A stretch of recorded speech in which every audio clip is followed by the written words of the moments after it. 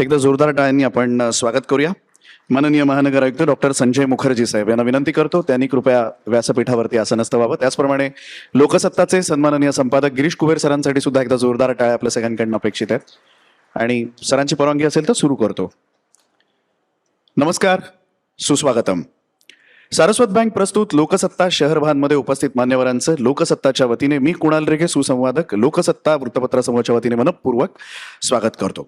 या उपक्रमाचे सहप्रायोजक आहेत वीणा वर्ल्ड, हिरानंदानी.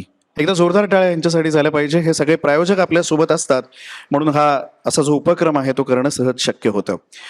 मुंबई महानगर प्रदेश विकास प्राधिकरणाच्या म्हणजे MMRDAच्या माध्यमातून महानगरांचे म्हणजे अर्थात मुंबई आहे, ठाणे आहे, नवी मुंबईच्या विकासाचं नियोजन केलं जाते याची आपल्याला कल्पना आहे. आता या महानगरांसाठी नियोजन नेमकं काय आहे, कशा प्रकारे महानगरांचा विकास हा साधला जातो किंवा यासाठी कोणते प्रकल्प नेमके राबवले जात आहेत, या प्रकल्पांमुळे महानगरांचा कायापालट जो होणार आहे तो कसा होणार आहे, असे खरं तर अनेक प्रश्न तुमच्या आमच्या सगळ्यांच्या मनामध्ये आहेत आणि त्याची उकल जी आहे ती आज लोकसत्ता शहरभानमधून आपल्याला होणार आहे. आणि त्यासाठी माननीय महानगर आयुक्त डॉक्टर संजय मुखर्जी साहेब आलेत. पुन्हा एकदा जोरदार टाळ्या त्यांच्यासाठी. आणि ते स्वतः प्रत्यक्ष आपल्याशी संवाद साधणार आहेत. तेव्हा या सगळ्याची सुरुवात आपण औपचारिकतेने करूया.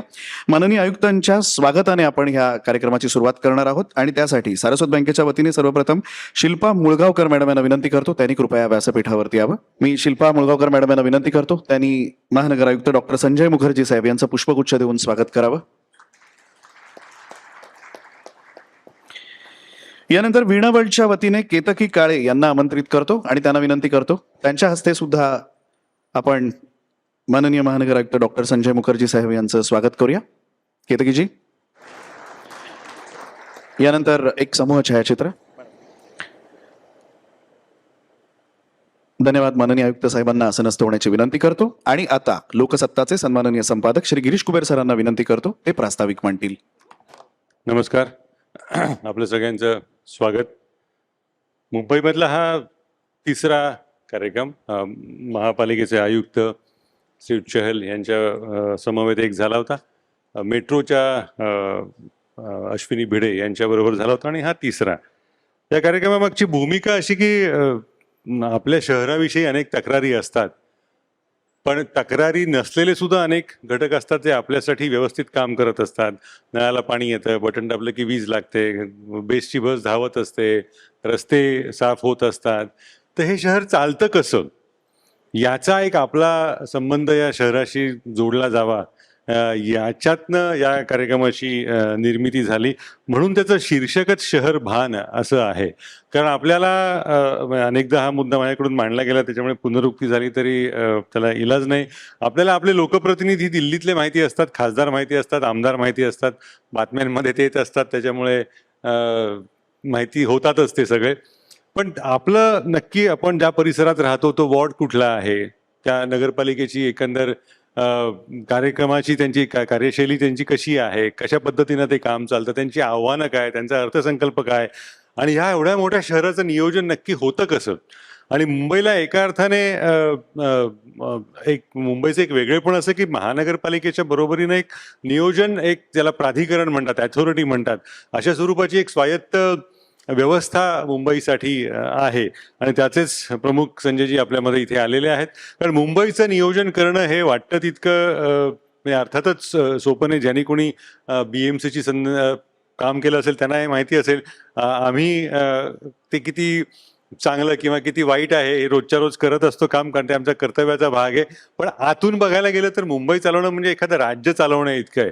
6-7 राज्यांपेक्षा मुंबई महानगरपालिका मोठी आहे. जवळपास 1.5 कोटी लोकसंख्येला सांभाळणं, हा भौगोलिक त्याचा परिसर आणि येणारं आणि जाणारं एकंदर माणसांचं हा आकारमान लक्षात घेतला तर मुंबईचं व्यवस्थापन करणं हे खरंच जिकिरीचं आहे. काही गोष्टी या काळात अतिशय सुंदर घडलेल्या आहेत. उदाहरणार्थ तो ईस्टर्न फ्रीवे, पूर्व द्रुतगती मार्ग असेल, आता नवीन एक महामार्ग येतो तो असेल, बोरिवली ठाणे संदर्भात आणखी एक वेगळा प्रयत्न सुरू आहे, प्रयोग सुरू आहे. तर या सगळ्याच्या नियोजनाचा जो एक महत्त्वाचा भार असतो तो MMRDA एजन्सी उचलत असते. MMRDAचे संजय मुखर्जी आपल्याला या संदर्भात अधिक सांगतील. सिडकोमध्ये त्यांनी काम केलेलं आहे, BMCमध्ये काम केलेलं आहे, त्यामुळे मुंबईच्या दुखऱ्या नसा त्यांना बऱ्यापैकी चांगल्यापैकी माहीत आहेत. ते दुखणं त्यांनी अनुभवलेलं आहे. पण सिडकोमध्ये काम करणं म्हणजे मी हे असं मला अनेकदा म्हणावं वाटतं की सिडकोमध्ये काम करणं म्हणजे 90% मार्क मिळणाऱ्या मुलाला बोर्डामध्ये आणण्यासारखं आहे. It is much easy. पण MMRDA तसं नाही. MMRDA पूर्णपणे नियोजन करावं लागतं. BMC चालवणं त्याच्यापेक्षा अवघड असतं, आव्हानात्मक असतं. तर या अनुषंगानं संजयजी त्यांची जी काही भूमिका आहे, त्यांच्या जे काही कार्यक्षेत्राविषयी माहिती द्यायची आहे ते आपल्याला देतीलच. नेहमीच्या प्रथेप्रमाणे मुलुंडमधला हा पहिलाच कार्यक्रम आहे, त्यामुळे कदाचित माहिती नसेल. आमचे माझे सहकारी कागद आपल्याला देतील, आपले जे काही प्रश्न असतील, आणि 100% प्रश्न असतील त्याची मला खात्री आहे. नंतर माझे 2 सहकारी हे प्रश्न विचारतील. प्रश्न विचारताना फक्त एकच सूचना, मी ज्या परिसरामध्ये राहतो तिथे नळाला पाणी येत नाही किंवा रस्ते खूप वाईट आहेत आणि काय होते, बसच नसते तिकडे वगैरे वगैरे, अशा स्वरूपाचे प्रश्न शक्यतो नको. व्यवस्थेविषयी प्रश्न, व्यापक प्रश्न, एकंदर ज्याच्या उत्तरामध्ये इतरांनाही रस असेल असे प्रश्न विचारले गेले तर मला असं वाटतं की कार्यक्रम जास्त फलदायी ठरेल. मी जास्त वेळ घेत नाही. संजयजींना ऐकायला आपण सगळे आलेले आहात, आणि मी ऐकायला हा शब्द वापरला, हा त्याचा दुसरा एक अर्थ असा आहे की त्यांना ऐकावं असं कार्यक्रमाशिवाय सुद्धा बरंच काही आहे. म्हणजे ते कार्यक्रमाचा या संबंध नाही आहे मला माहिती आहे. हा अलीकडच्या काळात ना कलाकार हा शब्द फार वाईट अर्थाने वापरला जातो. म्हणजे अमुक एखादा कलाकार आहे असं जेव्हा कोणीतरी म्हणतं कुणाला, त्याचा सकारात्मक अर्थ घेतला जात नाही. पण तो मुद्दा सोडून द्या, त्या कलाकाराला लागलेला वाईट अर्थ सोडून द्या. पण संजय खाजगी आयुष्यामध्ये उत्तम कलाकार आहेत. म्हणजे महाराष्ट्र सेवा संघाने त्यांचा वर्धापन दिन वगैरे असेल तर त्यांच्या वतीनं मी सांगतो, अतिशय सुंदर गातात. किशोर कुमारचा जुना कालखंड त्यांना मुखोद्गत आहे. म्हणजे त्यांना गाणी पाठ आहेत अशी. सरकारी सेवेमध्ये राहून सुरेल पण जपणं किती अवघड आहे हे मी सांगायची गरज नाही. अधिक वेळ आपला घेत नाही. आपल्या सगळ्यांचे पुन्हा एकदा आभार. धन्यवाद. धन्यवाद सर, खूप खूप आभार. यानंतर माननीय आयुक्त साहेबांना विनंती करतो, ते आपल्याला संबोधित करतील. नमस्कार मित्रांनो, सर्वप्रथम मी माननीय कुबेर साहेब आणि लोकसत्ताचे एडिटोरियल बोर्ड, व्यवस्थापन सर्वांच्या धन्यवाद देतो की मला त्यांनी हा संधी उपलब्ध करून दिली की मला इथे यावं शक्य झालं आणि आपल्याला संबोधित करायचा ही एक ऑपॉर्च्युनिटी जी आहे, ही ऑपॉर्च्युनिटी मला मिळाली. मित्रांनो, मुंबईमध्ये राहत असताना म्हणजे आणि मुंबईमध्ये काम करत असताना वेगवेगळे प्रकारची एक्सपेक्टेशन्स सिटिझन्सची असतात.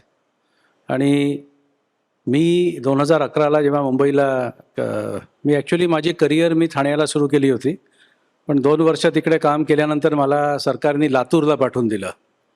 आणि मग 15-16 वर्ष मी ग्रामीण महाराष्ट्रामध्ये वेगवेगळ्या ठिकाणी काम केलं. आणि नंतर 2011ला मी मुंबईमध्ये आलो. आणि त्यावेळेस मुंबईमध्ये एक नागरिक म्हणून, बिकॉज मी एक फार वेगळा डिपार्टमेंटमध्ये होतो सुरुवातीला, मी राज्य उत्पादन शुल्काचा आयुक्त म्हणून आलो होतो. तो दारू खाता. आणि त्याच्यामध्ये त्यावेळेस असं होतं की मला तत्कालीन बिग बॉस जे होते त्यांनी बोलवलं आणि सांगितलं की 5,000 कोटीचा टार्गेट आहे, एका वर्षात 8,500 कोटी रुपये करायचं आहे. आणि त्यामुळे नाईलाजाने 2 गोष्ट करावे लागले. एक तर मुंबईमध्ये राहायचे असेल तर मुंबईमध्ये how difficult it is to find a house, how difficult it is to get your child admitted in a school, how difficult it is to get household help to do any work, how difficult it is to travel and commute. हे मला जाणवलं, because त्या खात्यामध्ये जर इतकं हे करायचं असेल तर यू नीड टू नो. मग त्यानंतर मला कळलं की मँग्रोव्सच्या जंगलामध्ये काय होत असते, हातभट्ट्या कुठे असतात, अवैध दारू कसे काय आणतात. परंतु ती एक इनडायरेक्ट याच्यातनं मुंबईचे सिविक व्यवस्था आणि द व्हेरियस ब्लॉकेजेस जे मुंबईकडे आहे, आणि biggest blockages of time. If somebody is 15 minutes ahead of you, तो 15 मिनटं पुढेच राहतो. It is impossible to cover that, the blockage of time. हे समजायचं म्हणजे मला 4 वर्ष त्या ठिकाणी मौका मिळाली. नंतर मी VMCमध्ये काम केलो आणि त्यावेळेस मी ॲडिशनल म्युन्सिपल कमिशनर प्रोजेक्ट्स असताना मी कॉर्पोरेशनमध्ये फायनान्स हा विषय सांभाळायचा. त्याचप्रकारे सर्व जे महत्त्वाकांक्षी प्रोजेक्ट्स होते त्यावेळेचे सरकारने सुरू केलेले, जसे की आपले मुंबई कोस्टल रोड असेल, Maharashtra Mumbai sewage disposal project STPच्या प्रोजेक्ट असेल, त्यानंतर इंटिग्रेटेड सिवर मॅनेजमेंट प्रोजेक्ट असेल किंवा सॉलिड वेस्ट मॅनेजमेंटचे जे आपले देवनार वगैरेचे प्रकल्प असेल, हे सगळं प्रोजेक्ट्स वगैरे मी त्यावेळेस बघायचो. I am just giving a background into how I have work because that will give you an idea in how I think. आणि त्यानंतर तिथून तिथे जवळजवळ 4.5 वर्ष काम केलं. तिथे मला अत्यंत आनंद झाला. निकम साहेब मला भेटले, बांबळे भेटले, हे माझ्याबरोबर त्या ठिकाणी काम करायचे. मिडल वेतरणा प्रकल्पाला आपण कार्यान्वित केलं होतं त्यावेळेस. आणि कार्यान्वित केल्यानंतर लोकांची एक्सपेक्टेशन जेव्हा असते की 4,200 मिलियन लिटर्स पाणी आता मिळायला पाहिजे, नॉट 3,600, ते कशा प्रकारचे इम्प्लिमेंट झालं, दॅट दी प्रोसेस म्हणजे project conceptualisation, project tendering, implementation, commissioning आणि कमिशनिंगच्या नंतरचे चॅलेंजेस, अशा प्रकारचे आम्ही बांबळे साहेबांबरोबर केलं होतं. तशाच प्रकारे लॉट ऑफ मोठे काम आपण केले होते, पाईपलाईन्स, वॉटर टनेल्स, अशा प्रकारचे त्यावेळेस झालं होतं. तशाच प्रकारे अर्बन मॅनेजमेंटमध्ये मी तत्पूर्वी नागपूर महापालिका आणि जळगाव महापालिकामध्ये काम केलं होतं. पण त्या ठिकाणी in those days those were smaller corporations. Jalgaon महापालिकेच्या बजेट होती 80 कोटी आणि त्यांचं इन्कम होतं 24 कोटी. पैसेच नव्हते, त्यामुळे इट वॉज लाईक दॅट. आणि नागपूर महानगरपालिकाची बजेट होती 1500 कोटी आणि त्यावेळेस the income was much less than that. So the scale of work was smaller. परंतु या ठिकाणी दिसलं की what is the huge scope. आणि बृहन्मुंबई जे इलाका आहे त्याच्यामध्ये फक्त महापालिकाच नव्हेत, पण महापालिका, MMRDA, म्हाडा, SRA असे वेगवेगळे स्टेट गव्हर्नमेंटचे डेव्हलपमेंटल एजन्सीज एकत्र काम करतात. आणि ह्या एजन्सीजला एकमेकांबरोबर काम करत असताना जे त्यांच्यामध्ये जे कोऑर्डिनेशनचे विषय असतात. So I always say it is very difficult to get along with your brother and now here you have to get along with many brothers and sisters. सरकारचे वेगवेगळे एजन्सीजमध्ये कसं याला सेटल करायच्या. रोडमध्ये काम करायचं असेल तर पोलिसांची NOC घ्यायची.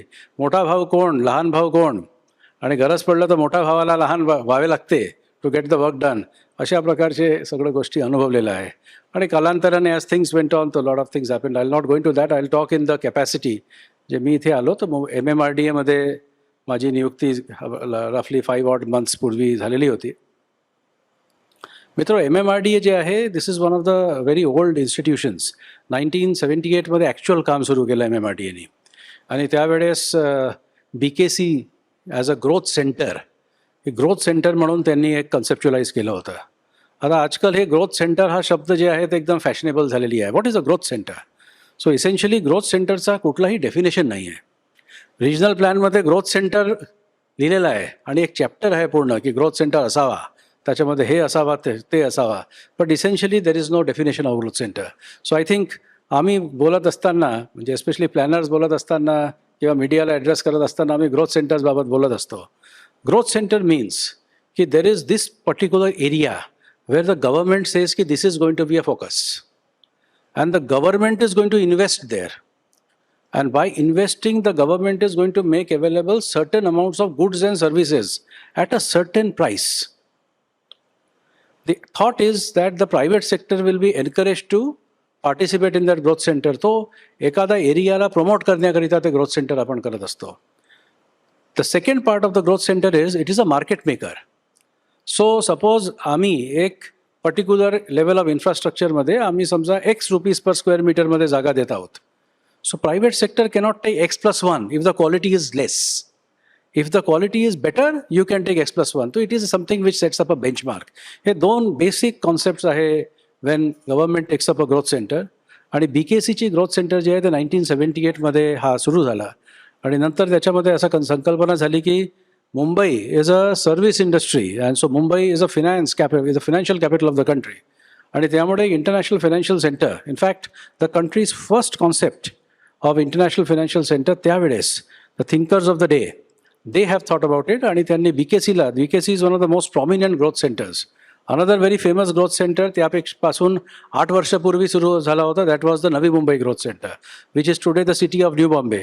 त्याला एक residential growth centre, satellite town of Mumbai, BKCमध्ये काम करावा, मुंबईमध्ये काम करावा, नवी मुंबईमध्ये राहावा, अशा प्रकारे the thought of decongestion of Mumbai has happened then. However, आज मुंबई कंजेस्टेड आहे.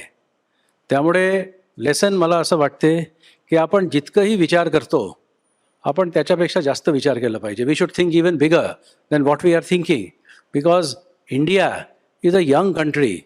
एका काळात जगाचा 25% GDP देणारा country. Balance of convenience lies in favour of India. एक दिवस आपण जगाचा 25% GDP देणार. And therefore the growth of India will accelerate come what may. It decelerated after the British rule because of foreign rule. It was an aberration. That apart, the GDP of India was something like 25%.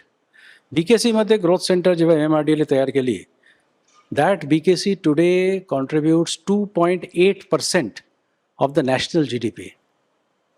And the entire MMR contributes 4 to 5% of the national GDP. So 168 hectares of land is contributing more to the GDP than 6,380 hectares of kilometers of land, square kilometers of land. This is the power of a growth center.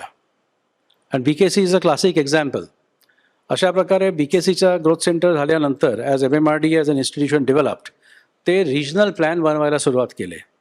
आणि the idea was that you create a regional plan in all areas and then within the regional plan special planning authorities will be created at various places आणि त्या ठिकाणी आपण त्याला develop करावा. अशा प्रकारे MMRDA continued to be a planning authority and as far as BKC is concerned it continued to be a development authority. अशा प्रकारचे it kept working. Civic amenities जे आहे ते सिटीमध्ये BMC प्रोव्हाइड करायची. नंतर something like 2010-2011 MMRDA went into implementation. आणि त्याच्यात थिंकिंग असं होतं की इंटर डिस्ट्रिक्ट कनेक्टिव्हिटी जी आहे that inter-district connectivity should be thought of by MMRDA. Intra-district connectivity will be thought of by the respective local bodies. So BMC will look into any road. Say it is Goregaon to Mulund link road. So BMC will do that. But if it is a Thane to Borivali tunnel, then that is cross-district. So MMRDA should do that. As time went on, MMRDA 2015ला दुसरी metamorphosis केली, the third change. And that change is की MMRDA became a full-fledged project implementing agency. आणि फुल fledged project implementing agency असताना then MMRDA started doing major projects which are technically difficult and which need to be done within a limited time period. ते within the city of Mumbai ते सुरुवात केली त्यांनी करायला. So whether it is SCLR, whether it is Kherwadi flyover, ते काम पण MMRDA ने सुरू केलं. परंतु सर्वात मोठा प्रकल्प जे MMRDA ने त्यावेळेस सुरू केलं that was the metro rail project. तत्पूर्वी MMRDA ने मोनोरेलची एक प्रकल्प केली होती which doesn't make money and actually makes a lot of losses. आणि स्कायवॉक्सची एक संकल्पना केली होती ज्याच्या बाबतीत I think the jury is out on that, so will not talk about it. But metro रेलची एक संकल्पना सुरू केली and there are 14 major metro lines which are planned. These 14 major metro lines stretch all the way from South Mumbai up to Badlapur. That is the stretch. And it stretches all the way from Mumbai up to Kalyan and Taloja. आणि त्यानंतर MMRDA and CITCO, they jointly prepared the CITCO's 4 metro lines, you know, the 4 metro line. अशा प्रकारे एक संपूर्ण मुंबईचा metro train, local train. Interestingly सुरुवातीला metro ट्रेनचा ॲक्टच नव्हता, त्यामुळे ट्रामवेज ॲक्टमध्ये सुरू झाला. And MMRDA was the agency which built the first metro line under the public private partnership mode. त्यावेळेस असा विचार होता की maybe public transport can be commercially viable. And therefore the first metro line on the public-private partnership mode मध्ये Tramways Act मध्ये झाला होता. And that was the line 1. That is the Versova Andheri Ghatkopar route, जे आजही आमच्या सर्वात जास्त पॅसेंजर घेणारा रूट आहे, because it is the only east west connector that we are having in the train lines. Otherwise तर हे सगळं प्लॅनिंग करत असताना then MMRDA started doing the comprehensive transport, city transport plans. अशा प्रकारे आपण सिटीचे within the city, outside the सिटीचे मेजर कनेक्टिव्हिटी असावा, major arterial connectivity, not smaller connectivity, अशा प्रकारची आपण कनेक्टिव्हिटीचे विषय सुरू केले. आणि देअरफोर द वर्टिकल्स बिकेम 4. पहिला वर्टिकल आमचा that was BKC, Wadala etcetera, the small growth centres that we had within the city of Mumbai, ती पहिली वर्टिकल. दुसरी वर्टिकल म्हणजे आपले ब्रिजेस, रोड्स वगैरेचे जे आपण कामं करत असतो, that is the second vertical.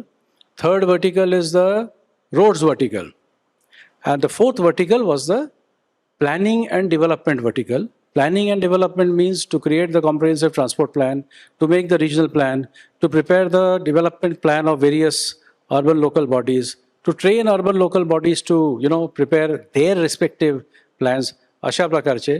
आणि त्यानंतर ती जे तुम्ही प्लॅन केलेला आहे त्या प्लॅनचा इम्प्लिमेंटेशन, त्या प्लॅनचा डेव्हलपमेंट, अशा प्रकारचे 4 जे आहे मेजर व्हर्टिकल्स. आपण जर to simplify MMRDA, I am saying this, out of the huge area that it does. Otherwise area फार मोठा आहे, म्हणजे 2 complete district, Mumbai suburban, then part district, Thane, Palghar, Raigad, etcetera etcetera. So एक एरिया इज अदरवाईज बिग. पण कामाला जर आपण हे केलेलं आहे ते MMRDAचा सिव्हिल इन्फ्रास्ट्रक्चरमध्ये आताच्या biggest project is the Mumbai trans harbour link. And in the rail इन्फ्रास्ट्रक्चरमध्ये आमचा बिगेस्ट प्रोजेक्ट जे आहे that is the entire metro rail network. In fact, these are the, like for instance, in the biggest projects in Mumbai, if you take the top 5, then these are 2 projects which come in them, and MTHL is actually the top project among all of these. आता हे जे सगळे प्रकल्प MMRDA करत आहे, तर ह्या प्रकल्पाला याची एक व्याप्तीचा जर आपण म्हणजे अनुमान करणं, I am sure all of you who are sitting here and who have come on this pious day of Dr. Ambedkar's death anniversary, firstly my salutations to him. You people, everybody, प्रत्येकांना माहीत असेल की कोणत्या line कुठे जातो, की line 2A जे आहे ते कुठून कधी सरते, DN नगर ते मंडाडे वगैरे वगैरे. So that I am sure या ठिकाणी सर्वांना माहीत आहे. But see we always say that these projects are game changers. प्रश्न आहे की या प्रोजेक्टला आपण गेम चेंजर का म्हणायचं? Is it simply because they will bring down the cars in the road? Then why has the cars not come down? आपण आता 3 मेट्रो लाईन चालू केले, गाड्या असं वाटत तर नाही की कमी होत आहे. वाय? द रिझन इज की the pressure of the population is so much, and since we are in an extreme growth stage, and this growth stage actually has just begun. So therefore I don't know how much that will be visible, but just say to take into account the most famous thing that we do, that is the metro. On commissioning of this metro, the total carbon impact will be 15 lakh metric tons of carbon. That is the carbon impact. And this is going to be majorly because of lesser distance of travel, lesser use of fossil fuels. So that is तुमची जे time वाचेल, म्हणजे 32 is the year when this entire next 10 years when this entire network is supposed to be completed. Time जे वाचेल त्या टाईमचा आजचा म्हणजे 2018चा जर आपण बेस इयर पकडला, देन 2018 प्राइसेसमध्ये the financial implication is 8,500 crore of money saved in terms of time when we take the average cost of a labor. Similarly, the fuel that will be saved is something like another same 8,500 crores of fuel saved. Vehicle repair, maintenance and all those things that happen, 3,500 crores of that saved. This metro line itself has provided around 1 lakh चा वर जे आहे त्याची employment जनरेशनची त्याची capacity आहे. तर हे सगळ्या गोष्टी जेव्हा होणार, याचे स्पिन ऑफ इफेक्ट जे आहे ते कदाचित आज इमॅजिन करणं कठीण होणार.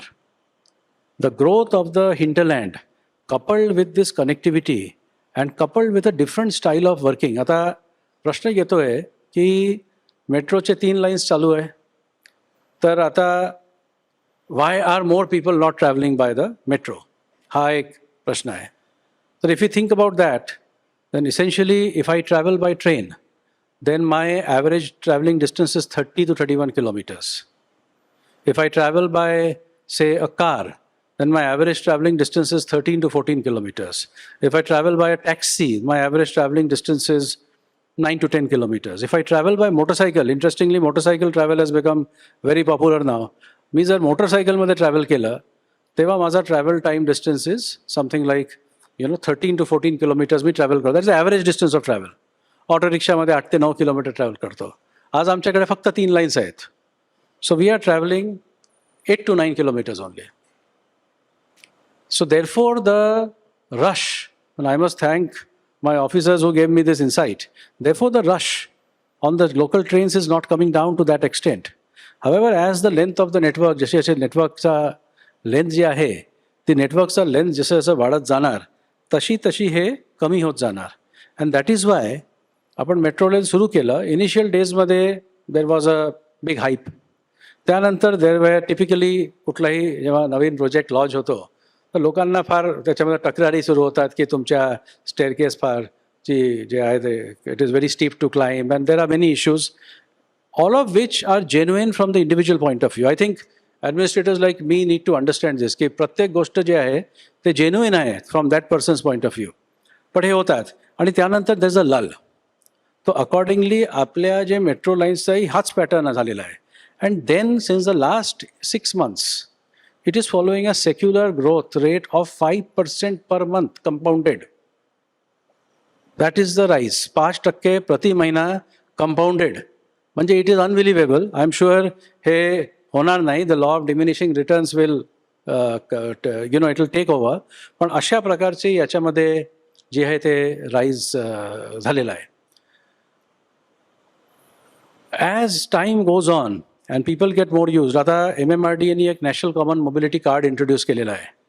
ते नॅशनल कॉमन मोबिलिटी कार्ड त्यांनी जे इंट्रोड्यूस केलं दॅट इज नाव कम्पॅटेबल. तो रेल्वेजसाठी कम्पॅटेबल नाही आहे, परंतु BST त्यांचे स्वतःचे मेट्रो लाईन 1 आणि इव्हन DMRCचे ऑल ट्रेन्स ऑफ DMRC तो नॅशनल कॉमन मोबिलिटी कार्ड जे आहे ते कम्पॅटेबल आहे. त्यामुळे there is a ease of travelling. जसे लोकल ट्रेन रेल्वेज, आता रेल्वेज आणि मी म्हणालो ना मोठा भाव कोण लहान भाव कोण, मग भावामध्ये मित्रता असणं आवश्यक आहे. ती जे एफर्ट आहे ती एफर्ट चालू आहे. एक ना एक दिन वो सक्सेस हमको मिलेगी, वो सुबह आएगी. So we will have a common mobility card and then this whole thing will suddenly change. कारण की it is like an Oyster card. तुम्ही लंडनमध्ये असं आहे, तुम्ही एक कार्ड घेतलं, तुम्ही बसमध्ये जा, तुम्ही ट्रेनमध्ये जा, तुम्ही मेट्रोमध्ये जा, सबर्बनमध्ये यूज करा आणि तिथे यू कॅन इव्हन शॉप. हॉटेलमध्येही तुम्हाला डिस्काउंट मिळते त्या कार्ड दाखवून. तीच संकल्पना या ठिकाणी MMRDA राबवून राहिलेलं आहे. सो आय ऑलवेज से की 1995 जेव्हा मोबाईल फोन भारतामध्ये आला तेव्हा ज्या लोकांकडे मोबाईल होता ते इट वॉज अ टॉय आणि श्रीमंत आहे माझ्याकडे मोबाईल आहे. नंतर फोन आला की म्हणायचं 16 रुपये 17 रुपये जात आहे, मग इतकं महाग आहे ना. आता as time has gone by everybody has a mobile phone. आणि हा फक्त phone is not for talking. It has become a veritable office. It tells me the time, it keeps my notes, it keeps my record. आज जर माझ्या इंटरव्ह्यूमध्ये कुबेर साहेबांनी मला प्रश्न विचारला की मला रेफरन्स पाहिजे, तो I have the documents all in the mostly in the mobile apparatus. तशाच प्रकारे हे जे आपले these changes that we are doing in Mumbai, and very interestingly this is India where 65% of the population is below 40 years of age. तर ही जे याच्यामध्ये आपण जे लोकांमध्ये एक एनेबलमेंट आणतोय, this enablement the change it will have in the economy is something which we can't imagine. Now हे सगळं जे रोड्स आणि हे सगळं, I also talk about the road network planning. I am sure that is something many people don't know. I talk about it in a while. पण हे सगळं plan करत असताना we have planned it from the Mumbai centric approach. मुंबईवरून एअरपोर्टला जायचं आहे, मग कसं जायचं? मुंबईवरून बँड्राला जायचं आहे, त्यामुळे कोस्टल रोड करा. मग मी बँड्रावरून मला MTHLला लँड व्हायचं आहे, त्यामुळे हे करा, वर्ली शिवडी कनेक्टर करा. अशा प्रकारचे entire thinking is Bombay based आणि म्हणजे majorly Bombay based. And that is natural because आम्ही सगळं most of the people who took part in the decision making process हे सगळे मुंबईचे होते. परंतु मला नवी मुंबईमध्ये काम करायचा वेळ मिळाला आणि मी जेव्हा सिडकोला टेक ओव्हर केलं तर त्यावेळेस we were having a financial crisis there also. So it took me 2 months to realise की हे सगळं जे चेंजेस होतं आहे हे मुंबईपेक्षा हिंटरलँडला जास्त मदतीचे होईल. आणि मी जेव्हा टेक ओव्हर केलं तर पाम बीच रोडमध्ये 70,000 रुपीज स्क्वेअर मीटरमध्ये प्लॉट जायचं. My last deal there, we did it 7 lakh rupees a square meter. Kharghar used to go at 30,000. The last deal is 3,30,000. नाव याच्यामध्ये सिडको NHAI त्या ठिकाणी जे काम करत आहेत त्यांचा एक मोठा सिंहाचा वाटा आहेच की, I am not taking that away. परंतु हे सगळ्यामध्ये मार्केटनी कनेक्टिव्हिटीचा एक विषय बघितलेला आहे आणि त्या कनेक्टिव्हिटीमध्ये Navi Mumbai international airport, everybody knows about it. The Navi Mumbai road network and metro network connectivity to Mumbai, everybody knows about it. But there is another huge thing which is happening, that is the Mumbai trans harbour link. आणि MTHL जी project आहे आता, ही MTHL project आता अंतिम टप्प्यावर आहे. And we hope to start it any day. We hope to do it as soon as we can. It's in the last stages. This bridge is India's longest sea bridge. 16.5 kilometers it is over the sea. There are more than 1,600 precast segments in this thing. It is an engineering marvel, it's an economic marvel, it's a marketing marvel. From marketing point of view, as things will happen later, it will be a marketing marvel, and God knows in what ways is it expected to change. त्यामुळे त्याची जेव्हा DPR तयार झाली होती, it was assumed that it will perhaps raise the GDP of the country by 1%.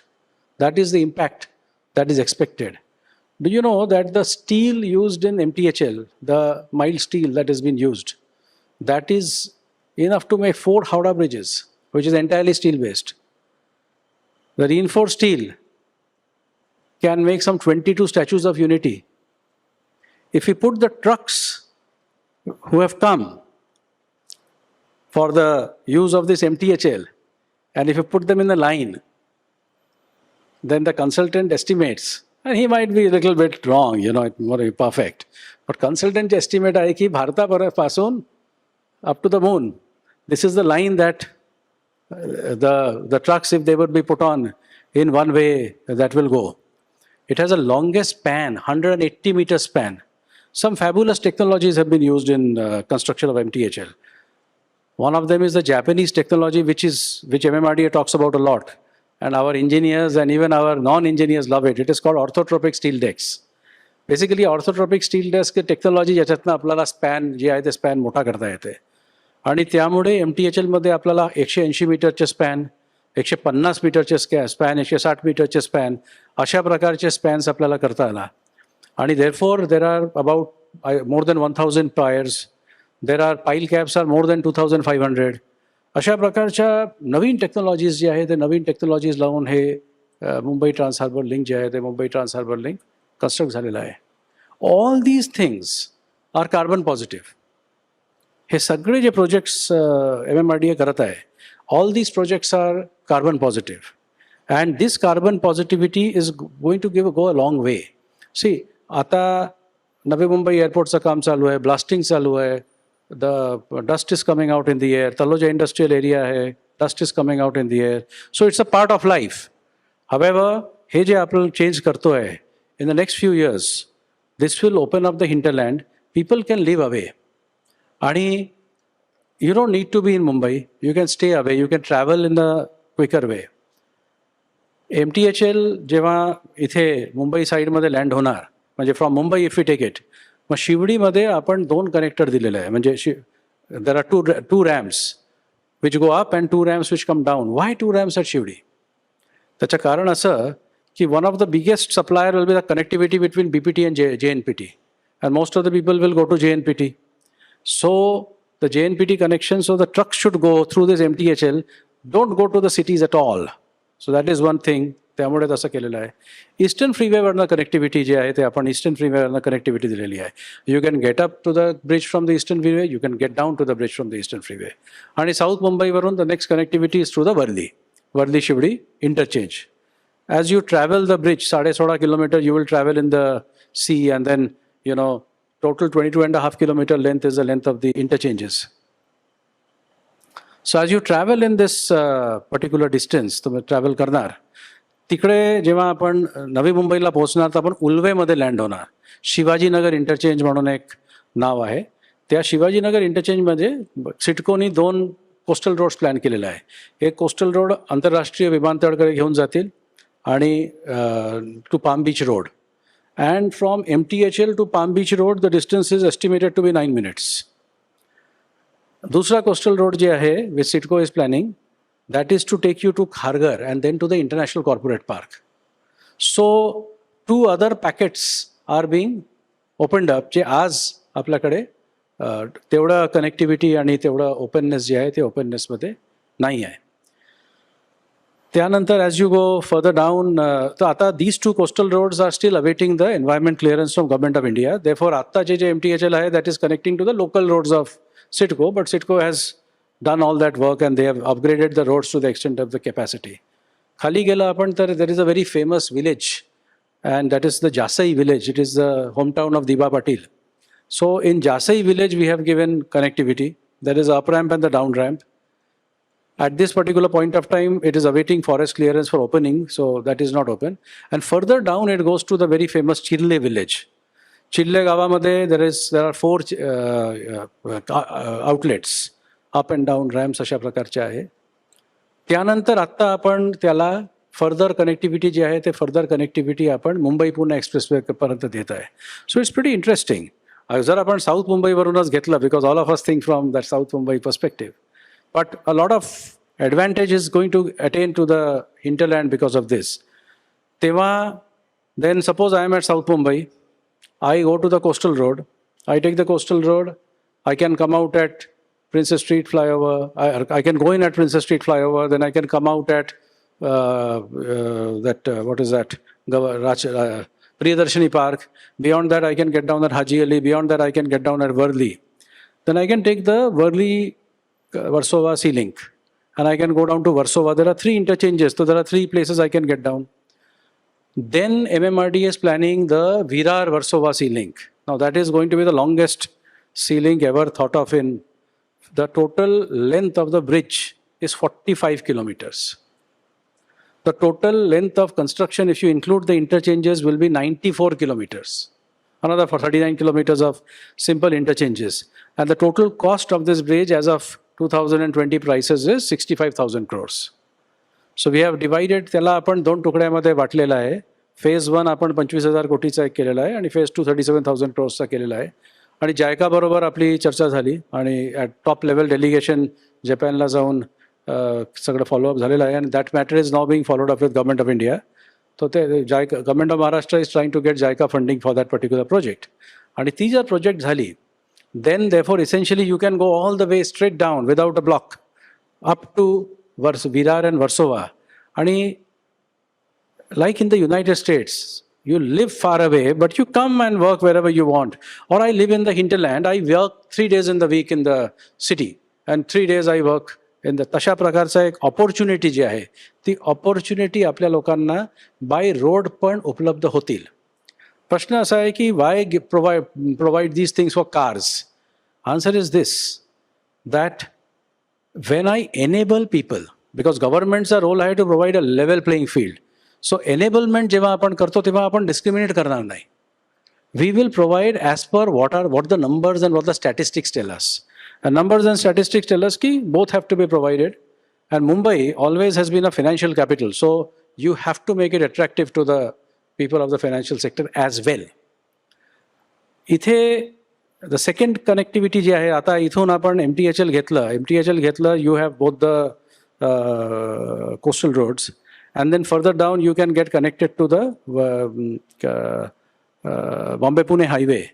So essentially, you can take the Navi Mumbai International Airport. तुम्ही पुण्यावरून घेऊ शकता within 1 hour.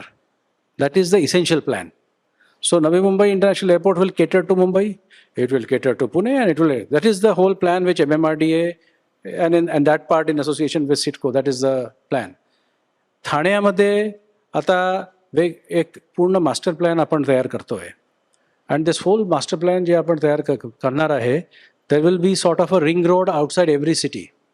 सो आज आपण ठाणे जिल्ह्यावरून जेव्हा ट्रॅव्हल करतो, किंवा ठाणे मीन्स ठाणे, पालघर, रायगड, तर आपल्याला ह्या शहराचा बाहेरून जायचा काही मार्ग नाही आहे. This Virar Versova will be sort of a ring road, it will go out. Similarly within the city, म्हणजे इंटरनली जेव्हा ट्रॅव्हल करत असताना, बिकॉज आता ग्रेटर मुंबई म्हणजे फक्त BMC लिमिट नाही आहे. Greater Mumbai has now metamorphose to the Mumbai metropolitan region. त्यामुळे त्या ठिकाणी every place you should be able to get out. So whether it is a Airoli, Katai, road that is being built, or whether it is a Kalyan Ring Road, or whether it is the other things which we are now going to get out, whether it is a Thane Coastal Road. All of these are basically trying to give you an access to the next point without going to the city traffic. याच्यात there will be three-pronged action is very clear-cut visible. Number one, जे through and through traffic आहे त्यांच्यासाठी सोपं होणार. जी traffic within city असेल त्यांच्यासाठी सोपं होणार. आणि जी environmental impact आहे that the spin-off of the environmental impact will be for a very long time because these roads will all last for several years, hundreds of years. तर अशा प्रकारचं एक टोटल प्लॅनिंग MMRDA करत आहे. आता when you are doing this planning, then the most important thing comes की planning is for whom and why. So planning is for us, it's for you and me, it's for the citizens of this country. This is the general thought process. तर हे करत असताना तर how do people get to go there. आज तर त्या ठिकाणी तेवढं डेव्हलपमेंट नाही आहे. So therefore what are the growth centres that can be possibly there. तो for instance we are now developing several growth centres around the Mumbai metropolitan region. आणि हे सगळं ग्रोथ सेंटर करत असताना we are where the MTHL lands. So we have proposed a MTHL influenced new town authority, you know, which has been approved by the MMRDA authority by the Honorable Chief Minister. आणि ते आता सरकारकडे नोटिफिकेशनसाठी पडलेलं आहे. आणि ती notification ज्या दिवशी पब्लिश होतील that day a city of 323 square kilometers of the size of New Bombay, you may say. New Bombay is 378. So it is slightly smaller than New Bombay, but that 323 square kilometers will happen. This is to anticipate the future. Because whereas New Bombay is being built, Panvel, you know, CITCO has handed over, but then there is a lot of land to be developed by them, so that is being done. Naina will be developed, and this is one area. So you have to think bigger, because आपण जितकंही इतकं planning आहे, पूर्वी काम झालं नाही असं नाही आहे, परंतु कदाचित आपल्याला अजून विचार करायचं होतं. अशा प्रकारचा विचार आणि हा जे आहे हा फार मोठा आपण एक हे घेतोय. तशाच प्रकारे we have thought of 10 growth centers along this Thane and Raigad district. त्यामध्ये भिवंडी, रायगडमध्ये पोयनाड, भिवंडीमध्ये कारभे अशा जे गावं आहेत त्या ठिकाणी आपण इंडस्ट्रियल ग्रोथ सेंटर्स म्हणजे industry will be the theme, you know. So in Bhiwandi it will be essentially logistics etcetera. आणि there are other places where we have taken up different type of things. So somewhere ITES, finance, medical, as a 10 growth centers, as 10 smaller local development centers we call it. अशा प्रकारच्या संकल्पना ज्या आहेत MMRDAच्या बोर्डामध्ये आपण आता नुकत्याच सगळं आपण मान्यता घेतलेलं आहे आणि माननीय मुख्यमंत्र्यांनी त्याची मान्यता दिलेली आहे. आणि आता ते गव्हर्नमेंट स्टेजवर for notification, for declaration of us as the local development authority and for handing over the government land to us for so that we can start our development and monetise that land and raise resources for this thing. यासाठी गेलेले आहे. Water, जल ही जीवन है ऐसा बोलते हैं. तो MMRDA for the first time ventured in the Surya project that is almost complete. So for Vasai Virar we are giving them 185 million liters per day. तो आपण बल्क वॉटर देतोय. मीरा भाईंदरचा it will be done in the next 3 months. तर अशा प्रकारची एक संकल्पना आहे. तो in this way the whole thought process of MMRDA is connectivity, growth, planning and enablement. हे जे 4 गोष्टी जर झालं then the future of Mumbai will be different than what is the present. And the bit of congestion and traffic आणि हे ज्या रस्त्यावर जे बॅरिकेड्स हे जे आपण बघतोय, this is because Mumbai is upgrading and rest of MMR is getting reshaped. And I beg upon all of you to please be part of this vision, be part of this nation building process. Thank you so much. धन्यवाद sir, खूप खूप आभार. विस्तृत अशी मांडणी सरांनी विषयाची केली. आता वेळ आहे ती चर्चेची. म्हणजे आपण प्रत्यक्ष चर्चेला सुरुवात करूया आणि अर्थात प्रश्नोत्तरांची सुद्धा. चर्चेत सहभागी होण्यासाठी आणि प्रश्न उत्तर प्रातिनिधिक प्रश्न विचारण्यासाठी मी आमंत्रित करतो लोकसत्ताचे MMR region chief Jayesh Samant आणि मुंबई ब्युरो चीफ रसिका मुळे यांना. दोघांनाही मी विनंती करतो त्यांनी कृपया व्यासपीठावरती यावं. एकदा जोरदार टाळ्या या दोघांसाठी झाल्या पाहिजे. आणि दोघांनाही विनंती करतो पुढची सूत्र जी आहेत ती त्यांच्याकडे सुपूर्द करतो. खाली आत्ता असलेल्या उपस्थितांचे प्रश्न आलेच आहेत. तिथून ते घेतेच, पण त्यापूर्वी एक सगळ्यांना म्हणजे सरांनी जी मांडणी केली त्याच्यात MMRDA चा पसारा किती आहे, तर 9 महापालिका, 9 नगर परिषदा, 1000पेक्षा जास्त गावं जी मुंबई परिसरात आजूबाजूला आहेत. आणि आता असं हळूहळू विस्तारत थोड्या दिवसात ते पुण्याला चिकटणार आहे इथपर्यंत सगळा हा पसारा वाढलाय. यातला एक मुख्य सर्वाधिक माहिती असलेला किंवा चर्चेचा भाग म्हणजे मेट्रो. आत्ता त्याच्यावर सर बोललेच आहेत. आपलं एक 337 किलोमीटरचं आत्ता आपण प्रोजेक्ट करतोय. ते 500 पर्यंत करायचं टार्गेट आहे. आता नवं त्याच्यात काय काय पुढे असेल? 500 किलोमीटर अशा प्रकारचा टार्गेट नाही आहे. 337 किलोमीटर्स म्हणजे आपले 14 लाईन्सच्या टोटल लेंथ आहे आणि गरज पडलं तर ते 337 किलोमीटरच्या लाईन वाढतील. जसे आता ठाणे रिंग मेट्रो एक कॉन्सेप्ट आपला ॲड झालेला आहे. So that will add up to the 337 metres. ती गव्हर्नमेंट ऑफ इंडियाकडे मान्यतासाठी आता गेलेली आहे. तर the target is not to reach a number. The target is to reach an optimal connectivity. आणि आता द टार्गेट इज की जे आपण जे प्रोजेक्ट सुरू केलेला आहे ना, इट्स अ ह्यूज प्रोजेक्ट. म्हणजे याला करायला manpower, engineers, material, companies who supply the vendors, हे सगळ्यांचे शॉर्टेज आहे. त्यामुळे the target now is to get these things completed first and then expand. In the near future we intend to start the work of metro line 12. त्याची tender आता निघालेली आहे. Then metro line 14 जे आहे ती that is the Badlapur which goes all the way up to Kanjur to Badlapur. So Metro Line 14 is the other metro line that we will take up in the first priority. Then the third one is the airport to airport connectivity, which will be a public-private partnerships प्रकल्प असणार. And the other ones are to start in actually 26. जे आपली जे plan आहे ना त्या प्लॅनप्रमाणे ते 26ला सुरू होतील. म्हणजे एका टप्प्याचं कंप्लीट करायचं, मग सेकंड टप्प्याचं घ्यायचं. मला असं आता वाटतं नजीकच्या ह्याच्यात 24 मध्ये किंवा नजीकच्या ह्याच्यात आता कुठल्या कुठल्या पूर्ण होऊन कार्यरत होतील? आता आपण 2-3 लाईन चालवतोय आणि we can commission certain lines in part. पण इसेन्शियली जे आपली फोकस MMRDचं आतापर्यंत जे राहिलेलं आहे ना आणि जे आपण लिहितो that is for the civil work. पण इलेक्ट्रिकलचं जे आहे ते इलेक्ट्रिकल सिस्टम्सचे जे कॉम्पोनंट आहे ते कामं आता आपल्याला सुरू झालेलं आहे. So I think a fair assessment is की जे कामं आता चालू आहे ते it will take 3 years for these works to all get completed. नाही, इथे आपण रसिकांनी मेट्रो पासून सुरुवात केली आणि मला इथे उपस्थित असलेल्यांचे अनेक प्रश्न तेच आहेत.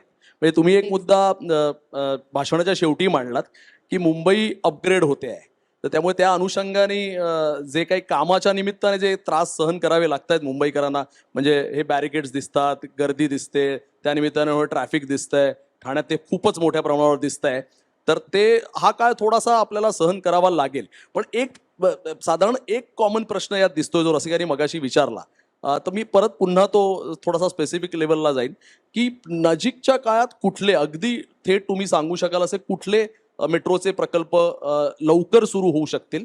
मुलुंडकर आहे तिकडे मोठ्या प्रमाणावर अर्थातच, तर त्यांचा प्रश्न आहे हा जो घाटकोपर ठाणे लिंक जी आहे मेट्रोची, तर ती कधीपर्यंत कुठल्या टप्प्यात सुरू होऊ शकेल?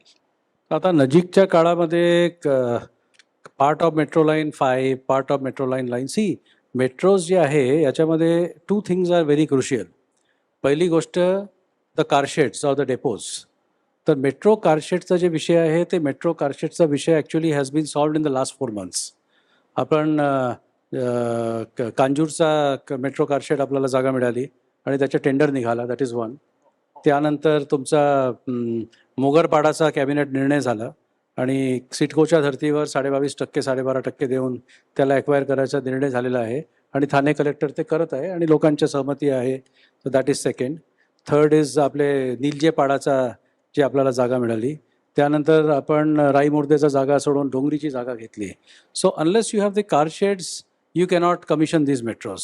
नाव देर इज अ आयडिया की तुम्ही समजा आता लाईन 5ला पार्टली कमिशन करायचे असेल तर रेस्क्यू सायडिंग देऊन तुम्ही चालू करा. पण मोस्ट इम्पॉर्टंटली मेट्रोमध्ये हे काही माझ्या हातात नसते की to start it. The CMRS has to agree and the CMRS wants a car shed. तर आता कारशेड्स आपल्याला जागा मिळालेली आहे आणि आपले सगळे कारशेडचे टेंडर्स निघालेलं आहे, वर्क अवॉर्ड झालेलं आहे आणि काम आता सुरू होत आहे किंवा झालेलं आहे. So we have made this very big progress. That is one. Second is that जे आपले सिस्टम्सचं काम असते, म्हणजे रेग्स घेणे, रेक्स म्हणजे train which doesn't have a marking basically, तर रेक्स ट्रेन्स घेणे, लोकोमोटिव्स घेणे, ओव्हरहेड इलेक्ट्रिफिकेशनचे लाईन्स लावणे एक्सेट्रा एक्सेट्रा, जे सिस्टम्स CBTC सिस्टम इन्स्टॉल करणे एक्सेट्रा, ही जी आहे हे कामं आता या प्रकल्पाचे सगळे सुरू आहेत. आणि these projects are all being now, the electrical part has got foreign assistance, so they go as per their system and as per their lines. अशा प्रकारचे आहे. त्यामुळे I am not going to say की एकदम उद्याच काही सुरू होणार. I will not make that thing. I think a fair assessment is की it will take 2.5 to 3 years for the existing clients to be all commissioned, all of them, not one or two, all of them. And I think की within the next 2.5 to 3 years, टप्प्याटप्प्यावर म्हणजे one after the other हे सगळे lines जे आहेत ते commission होणे सुरू होतील. So as far as the barricading is concern in these lines, you will have to bear it for that period. थोडासा एक आत्ता अनुषंगाने प्रश्न आहे आणि त्याला मी माझाही एक मुद्दा जोडते. रमेश नार्वेकर यांनी विचारलं की अनेक ठिकाणी मेट्रोची कामं सुरू झाली, पण थोड्या दिवसाने ती आम्हाला बघताना मात्र बंद झालेली दिसतात. आता त्यालाच अनुषंगाने पुढचा मुद्दा असा की हा एवढा मोठा पसारा आहे, एवढा डोलार आहे, मग याच्यासाठी आपल्या आर्थिक तरतुदी आणि हे सगळं आपण कसं सांभाळतो आणि कसं आपण ते उभं करणार? ओके, मग आता आपण एक फार काय म्हणतात त्याला, it's a very delicate question. Metro जेव्हा आपण MMRDAने काम सुरू केला होता त्यावेळेस ॲक्च्युली गव्हर्नमेंट ऑफ इंडियाने मेट्रोची एक पॉलिसी बनवली आणि त्या पॉलिसीमध्ये असं होतं की गव्हर्नमेंट ऑफ इंडियाची एक 10%ची स्कीम होती आणि एक 20%ची स्कीम होती. 10%च्या स्कीममध्ये ते 10% ग्रांट देतात, 20%च्या स्कीममध्ये ते 10% ग्रांट आणि 10%मध्ये सबडेट देतात, ते म्हणजे GSTच्या सबडेट देतात. आणि रिमेनिंग 80% तो 10% from the urban local body और 20% from the urban local body oblique state, तो महाराष्ट्रामध्ये स्टेट देत नाही, अर्बन लोकल बॉडी मार्फत देण्यात येते. 10% from the authority itself which is executing the railway metro, आणि 50% कर्ज. This is basically the financial model जे गव्हर्नमेंट ऑफ इंडियाने दिली होती. आणि त्याप्रमाणे MMRDAने जे आहे ते 2017मध्ये माननीय मुख्यमंत्र्यांनी तशा प्रकारच्या केंद्राला पत्रही दिलं होतं. नाव we have not been able to get the central assistance and we have also not been able to get. 3 more decisions were taken by government of Maharashtra. पहिला निर्णय हा होता की स्टॅम्प ड्युटीचा 1% अधिभार जे आहे ते 1% अधिभार कलेक्ट असा करावा आणि त्याला MMRDAला द्यावा. So that was first. Second was this additional development charge. So 100% additional development charge can be collected, and that 100% additional development charge can be given to the metro. And so one is stamp duty, second was additional development charge, and also the urban local bodies have to contribute to this particular thing. Now third was TOD, third was transit oriented development. Now in due course of time what happened that काय झालं की BMCच्या DP मंजूर झाली आणि FSI became a non issue. UDCR आला, FSI has become the non issue. तो option 3 जे आहे ते ऑप्शन 3 मध्ये म्हणजे गव्हर्नमेंट हॅज टू डिसाईड की what they want to do about it, because it is essentially a revenue sharing thing now. Option 2 जे आहे ते महापालिकेने कलेक्ट करायची ॲडिशनल डेव्हलपमेंट चार्ज आणि त्याला इथे वर्ग करायचा आहे. आणि ऑप्शन 1 जे आहे आणि त्यासाठी अर्बन इन्फ्रास्ट्रक्चर फंड क्रिएट करायचं आहे. आणि ऑप्शन 1 जे आहे ते स्टॅम्प ड्युटीचा 1% जे आहे ते राज्य सरकारने MMRDAला द्यायचं आहे. So 10% money is to come from government of India. आता आपण केंद्राला नुकत्याच लिहिलेलं आहे की you please give us the 10% money and we will follow up and that will come. Second is this state government's dues. Then MMRDA त्याचे स्वतःचे land monetisation वगैरेचा जे आहे त्याच्यातनं 10% ते फंड करतील आणि उर्वरित पैसे जे आहे ते उर्वरित पैसे आपण कर्ज उभारून आपल्याला हे करायचं आहे. कर्ज उभारताना जे नॉर्मल जे इलेक्ट्रिकल वर्क्स आहे तर इलेक्ट्रिकल वर्कसाठी मल्टीलॅटरल फंडिंग एजन्सीज आपल्याला फंड करतात आणि MMRDA has now tied up with JICA, then Asian investment bank, new development bank, Asian development bank, अशा प्रकारच्या मल्टीलॅटरल एजन्सीज बरोबर आपण टायअप केलेला आहे for doing that part of the funding. Remaining जे एक आपला पार्ट आहे त्यासाठी आपण रुरल इलेक्ट्रिफिकेशन कॉर्पोरेशन बरोबर आपला एक अंडरस्टँडिंग आता नुकत्याच झालेला आहे. तर this is how we are trying to close the metro financially. 1916मध्ये 2016मध्ये एक उमटाची बैठक झाली होती, अर्बन मेट्रोपॉलिटन ट्रान्सपोर्ट अथॉरिटी. आणि त्या बैठकीमध्ये असं ठरलं होतं, त्याच्यामध्ये MMRDA commissioner, BMC commissioner, transport commissioner हे सगळे मेंबर्स असतात. Chief secretary is the chairman. तर त्या कमिटीमध्ये असं ठरलं होतं की 25% of the cost has to be borne by the urban local body.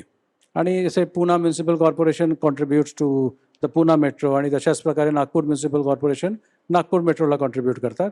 तर याच्यामध्ये ठरलं होतं की BMCनी पण कॉन्ट्रीब्यूट करावा. So that I have now written to the BMC commissioner requesting him to place his contribution. तर एकंदरीत 20,000 odd crores comes from the corporation.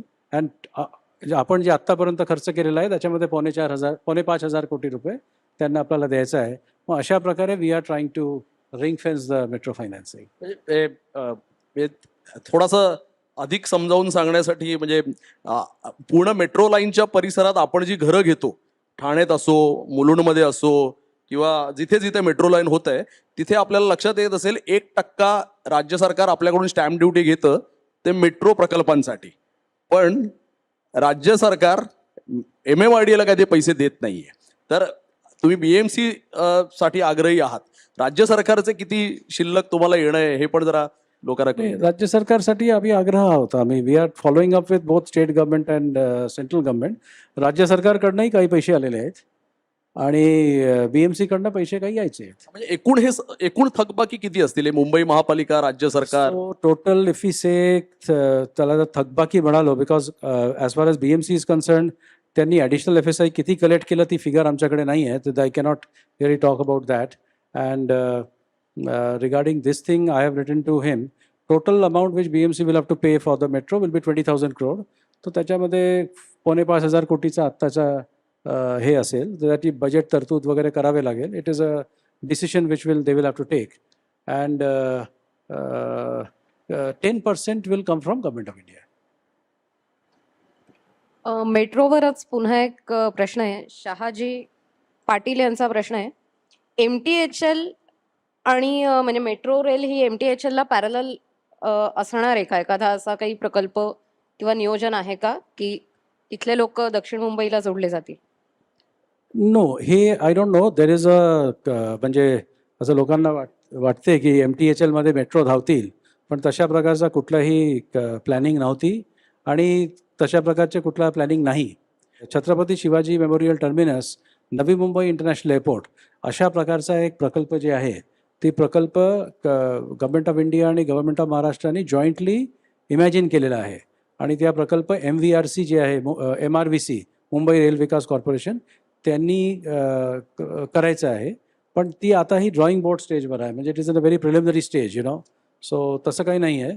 But very interestingly आता जसे Nerul Seawoods, Nerul Uran down to your Raigad, that railway line is now completed. It will be started any day. तर अशा प्रकारचे त्या भागाचं जे सबर्बन रेल्वे नेटवर्क आहे, ती सबर्बन रेल्वे नेटवर्क आता डेव्हलप झालेलं आहे. तुमच्या यातून आत्ता मला वाटतं रमेश नार्वेकर यांनाही त्यांचं उत्तर मिळालं असेल. पनवेल, पेण, रोहा यासाठी काही ट्रान्सपोर्टची वेगळी काही सुविधा आहे का असं त्यांनी विचारलं होतं. पण पनवेल, पेण, रोहा या भागासाठी काही वेगळी वाहतूक सुविधेचा विचार आपण करतोय का, असा त्यांचा प्रश्न होता. सो पनवेल आणि Pen, this both will come under CIDCO jurisdiction now. Sumit Ranjane, Deepak Pawar आणि सागर जोशी या तिघांचे एक असे प्रश्न आहेत की साधारण 2017-18 नंतर MMRDA ने आपला फोकस मुंबई, म्हणजे तुम्ही तुमच्या भाषणात तो उल्लेख केला त्या अनुषंगाने तो प्रश्न असेल की मुंबईच्या पल्ल्याड आपण जायला हवं अधिक वेगाने, असा MMRDAचा अप्रोच राहिला. अलीकडच्या काळात तर ठाणे, त्या अगदी बदलापूर, तळोजा, पालघरपर्यंत आपण विकसित वेगवेगळे भाग, वेगवेगळे प्रकल्प करतोय. तुम्ही ग्रोथ सेंटरची कल्पना मांडली, ती कशा पद्धतीने आपण त्या विकासाचं प्रारूप नेमकं आपण कसं पाहतोय? एक वेगळं BKC या सगळ्या भागामध्ये आपण डेव्हलप करायचं पाहतोय का? आणि तसं एकंदर प्रारूप कसं असेल? I think we can say second BKC because BKC एक सक्सेसफुल मॉडेल आहे आणि आपल्या समोर आहे, आपल्याला दिसायला मिळते. अँड ॲज आय सेड की 4% GDP Mumbai metropolitan area contribute करतो, त्यापैकी 2.8% comes from that little bit of 168 hectares of land. So आपण आता जे MTHL इन्फ्लुएन्स एरियामध्ये न्यू टाउन डेव्हलप करणार, त्याच्यामध्ये निश्चितच हे BKची जी कॉन्सेप्ट आहे ती कॉन्सेप्ट आहे. In fact very honestly earlier in CIDCO for instance, तर आपण नैनामध्ये पण जे डेव्हलपमेंटची प्लॅनिंग त्यावेळेस तिथे केली होती, that is the same standard as new Bombay. BKC has the same standards as the New Bombay actually made the standards first. So त्यांच्या स्टँडर्ड्स आपण इथे घेतलं. So it is the same standards and now त्याच्यावर आपल्याला improve करावे लागेल. त्यावेळेस that was futuristic. पण आता कसं आहे की लोकसंख्या जास्त होणार. व्हेरी क्रुशियली या संपूर्ण ठिकाणी first and foremost is the issue of water, की पाणी कुठून आपण आणणार. आणि पाणी जर तुम्ही आणत असाल तर then how do you minimize your water footprint. तेव्हा नवीन सिटीज प्लॅन करत असताना सुरुवातपासूनच रिसायकलिंग ऑफ वॉटर, ग्रे वॉटरला यूज करणे आणि इवन ब्लॅक वॉटरला कशा प्रकारचे यूज करावा, that is going to be one very good thing. Second issue I think is the management of storm water drains. आपले जे पॉटहोल्सचा आपला विषय आपल्याला असतो, that is essentially because of bad storm water drains. ते फ्लडिंग होतात, the water spills over the thing. So you have to think about the question of storm water drain. Thirdly, आता FSI has become a non-issue. Therefore, the question is staggered working hours. मुंबईमध्ये आपण फार प्रयत्न केला परंतु successful आतापर्यंत झालेला नाही आहे. So therefore, at 9 o'clock in the morning, all the cars are going to come out. And at 9 o'clock in the morning, 9, 10, 8, whatever, that period, all the people are also going to come out. It is going to be the peak hour, whether you like it or not. And similarly in the evening 5:30 to 7 o'clock, unless लोकांना work from होमचा culture, आणि in certain countries of the world especially in Europe, ते staggered working आवर्सचा एक culture त्या ठिकाणी निर्माण झालेला आहे की people work in different work hours. So you are working round the clock, all services are going round the clock, परंतु the pressure on the service doesn't come. Now याच्यामध्ये आपल्याला जसे आपण वॉटर तयार करत असताना बांबडे बसलेले आहेत, BMCच्या पूर्ण सिस्टम त्यांनी तयार केलेली आहे. We always go by the peak capacity. We don't go by the average capacity. तशाच प्रकारे रोड्स आणि स्टॉर्म वॉटर ड्रेन्सचा future designs that will have to be done by peak capacity. And that peak capacity should be 1 in 100 years करायचं की 1 in 1000 years करायचं. This is the question that is before us. याच अनुषंगाने एक महत्त्वाचा प्रश्न आहे. म्हणजे आपण आपल्या प्रस्तावनेत सविस्तर असं म्हणालात की शिवडी नावाशेवाच्या पल्ल्याड नवी मुंबईच्या भागात आपण नवी मुंबईसारखं एक लहानसं टाउन डेव्हलप होऊ शकेल अशा पद्धतीने एक आखणी करतोय. नेमकी काय रचना असू शकते? म्हणजे MMRDA नेमकं काय विचार करताय? म्हणजे मुंबई, नवी मुंबई, पनवेल आणि या त्रिकोणामध्ये आणखी एक नगर या निमित्ताने उभं राहील. There is a great demand for financial institutions. There's a great demand for IT and ITES. Also, Mumbai is, म्हणजे मुंबई बॉलिवूड म्हणून ओळखले जायचं. आणि आता ही जे मुंबईमध्ये because of the things, the film industry is also looking for another place to shift off, तर त्याची एक हे आहे. त्यानंतर affordable housing, living away and working there. तर therefore ITES, health, education, institutions, essentially कुठलाही सिटी जर आपण डेव्हलप करतो, easiest way to develop the city other than infrastructure, first get some institutions, second get some private sector institutions. हे जे private, मी एक शब्द वापरतो होतो मार्केट मेकर. तर हे जे मोठे इन्स्टिट्यूशन्स येतात ते मार्केट मेकर्स असतात. आणि आपण जर बघितलं फॉर इन्स्टन्स पुणे जे आहे ते इन्स्टिट्यूशन्सची सिटी आहे. कॅन्टॉनमेंट होती, मग आर्मीसारखा इन्स्टिट्यूशन आला, मग व्हेरियस डिफेन्स एस्टॅब्लिशमेंट्स त्या ठिकाणी आली, युनिव्हर्सिटी स्थापित झाला. तर अशा प्रकारे जी न्यू सिटीज जे आपण स्थापित करणार हे इन्स्टिट्यूशनल बेस घेऊन आपल्याला केलं. आणि इफ यू टेक मॉडर्न प्लॅनिंगला आपण सिरियसली केलं, then they will be more successful. आणि आपण प्लॅनिंग करत असताना we will keep those things in mind. खाली प्रेक्षकांकडूनच आलेला प्रश्न आहे. संजय डाकवे यांनी विचारलाय, पोयनाड येथील प्रस्तावित विकास केंद्र कशा स्वरूपाचं असेल? सो पोयनाडला इंडस्ट्रीयल ग्रोथ सेंटर म्हणून करायचा विचार आहे. आणि that is about 10 square kilometres of it's a small industrial growth centre that we plan to do. आता why 10 square kilometre and why not more हा प्रश्न आहे. तर त्याच्यामध्ये असं आहे की इकॉनॉमिक्समध्ये एक कॉन्सेप्ट असतो क्राउडिंग आउट. म्हणजे जर सरकारच सगळं करायला गेलं तर प्रायव्हेट सेक्टर काय करणार? तर सरकारने तेवढंच करावं जितकं गरज आहे आणि बाकी सगळं प्रायव्हेट सेक्टरनी करावा. सो पोयनाडमध्ये to give a push to the industry, ते इंडस्ट्रीयल हब जे आहे ते इंडस्ट्रीयल हब क्रिएट करायचं आहे. आणि त्यासाठी आता आपला we have send the proposal सरकारला की आम्हाला तिथे तुम्ही स्पेशल प्लॅनिंग अथॉरिटीकडे डिक्लेअर करा आणि आम्हाला जे गव्हर्नमेंट लँड्स आहे ते आम्हाला हँडओव्हर करा so that we can start on the government lands to begin with. Vijay Lokare यांचा एक प्रश्न आहे आणि तो मला असं वाटतं सगळ्या ठाणेकरांचा प्रश्न आहे की घोडबंदरची वाहतूक कोंडी सोडवण्यासाठी, म्हणजे काम तुम्ही करताय पण घोडबंदरची वाहतूक कोंडी सोडवण्यासाठी काय करता येईल? ठाणे बोरिवली हा जो भुयारी मार्ग आपण बांधताय, तर त्यामुळे माजिवडा ते गायमुख पुढे फाउंटन पर्यंत शहरीकरणही वाढणार मोठ्या प्रमाणावर. तर एक मोठा प्रकल्प आणि त्यासोबत आणखी नवी कोंडी असं काही होणार नाही ना? बघा, आपण ग्रोथ फेजमध्ये आहोत आणि ग्रोथ फेजमध्ये बरेचसे गोष्ट होणार आणि आपण एक प्रॉब्लेमला टॅकल केलं की एक दुसरा काहीतरी विषय निर्माण होणार. हे जे तुम्ही कॉन्सेप्च्युअलाइज केलेलं आहे एकदम बरोबर आहे. आणि ठाणे जे आहे, ठाणे म्हणजे मुंबईचाच भाग झालेला आहे. It is a separate district, परंतु it is as good as Mumbai. Ghodbunder road पूर्वी जे होता त्यापेक्षा आता वायडंड आहे. तरीसुद्धा त्या ठिकाणी आता आपण तिकडच्या सर्व्हिस लेन्स जी आहे त्या सर्व्हिस लेन्सलाही मेन रोडमध्ये आणणे आणि मीडियनलाही मेन रोडमध्ये आणणे अशा प्रकारचा आपण एक प्रस्ताव जे आहे ते आपण अथॉरिटीकडे मूव्ह केलेला आहे. आणि नंतर आपण त्याला अजून वाईडन करणार so as to improve the traffic, जे वाहतूक कोंडी आहे ते घोडबंदर रोडमध्ये. परंतु ठाणे जिल्ह्यामध्ये आणि हे MMR, नॉट जस्ट ठाणे जिल्हा, MMR रिजनमध्ये हे अशा प्रकारचे जे रश आहे डेव्हलपमेंटचा, त्या डेव्हलपमेंटच्या रशला टॅकल करण्याकरिता आता कॉम्प्रिहेन्सिव्ह ट्रान्सपोर्ट प्लॅनमध्ये ब्रॉड प्लॅनिंग झालेलं आहे. आर्टेरियल रोड्स काय असतील ते झालेलं आहे. पण डिटेल मास्टर प्लॅनिंग जे आहे ते डिटेल मास्टर प्लॅनिंगचं काम आपण आता सुरू केलेले आहेत. We have already started that. आपण एक we have appointed Tata consulting engineers to do the engineering of this entire thing. तर अशा प्रकारचे ते कामं सुरू झालेलं आहे. आणि ट्रॅफिक डायव्हर्जन जे आहे, जे ॲज आय स्पोक की डायरेक्ट जाणारे लोक ते डायरेक्ट जातील आणि ज्यांना बायपास करून जायचं आहे त्यांना बायपास करून द्यावा, अशा प्रकारचं काम जे आहे ठाण्यामध्ये आपण सुरू केलेलं आहे. Ghodbunder road is also a integral part of that particular plan आणि त्या ठिकाणी काही मेजर काम आपण करणार आहोत. रस्त्यांचा विषय निघालाच आहे, तर आता थोडंसं MMRDA मेट्रो आणि हे सगळं केल्यावर आता बोगद्यांकडे वळायचं ठरवलेलं आहे. तर ठाणे बोरिवली ऑरेंज गेट याचा आता हे कधी पूर्ण होतील किंवा त्याचं नियोजन कसं आहे?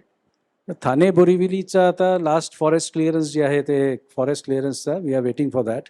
Otherwise all clearances are in place now. Thane बोरिवलीचा last week I took a meeting with all state government and other agencies. Everything is cleared. आणि ऑरेंज गेटमध्ये it is pending the last one clearance of CRZ. Otherwise सगळं clearances आहे. प्रकल्प जे आहे 5-5 वर्ष 5 years हे लागतील. आणि आपण टनल्समध्ये अशासाठी जातो आहे because as far as actually tunnelling is the most expensive. At grade road cheapest, त्यानंतर एलिव्हेटेड रोड आणि tunnelling is the most expensive.